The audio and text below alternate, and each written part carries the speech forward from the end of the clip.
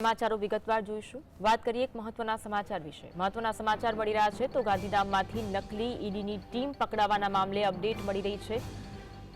નકલી ડોક્ટર, નકલી એનજીઓ બાદ નકલી ઈડીની ટીમ ઝડપાઈ હતી, જેમાં નકલી ઈડીની ટીમે સોનાના વેપારી સાથે છેતરપિંડી આચરી હોવાની માહિતી સામે આવી રહી છે।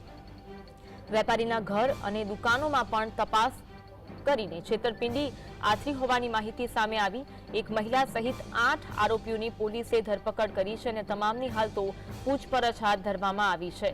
ગાંધીધામમાંથી નકલી ઈડીની ટીમ પકડાઈ હતી અને જેને લઈને તપાસનો ધમધમાટ જોવા મળ્યો હતો। રાજ્યમાં નકલીનો જાણે કે રાફડો ફાટ્યો હોય તેવું જોવા મળી રહ્યું છે।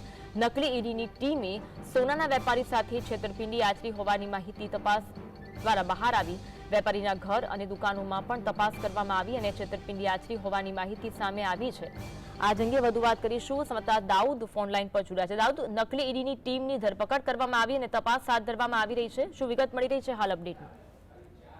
જી અનવી, ગાંધીધામમાં નકલી ઈડીની ટીમ પકડવાનો જે મામલો છે તેમાં પૂર્વ કચ્છ એલસીબી એ નકલી ઝડપી જ્વેલર સાથે તેમણે છેતરપિંડી કરી હતી અને નકલી ઈડીના અધિકારી તરીકે બની અને સોનાના જે વેપારી છે તે વેપારીની દુકાને અને ઘરમાં જઈને તેઓએ તપાસ કરી હતી। ત્યારે નકલી ઈડીમાં એક મહિલા પણ જોડાયેલી છે। એમ કરતા 12 જેટલા આરોપીની એલસીબીએ ધરપકડ કરી અને વધુ તપાસ હાથ ધરી છે। તો તેમાં અમદાવાદ, ભુજ સહિતના કુલ 9 જેટલા આરોપીઓ આમાં સામેલ છે, જેમની હાલ ધરપકડ કરી એલસીબીએ વધુ તપાસ હાથ ધરી છે।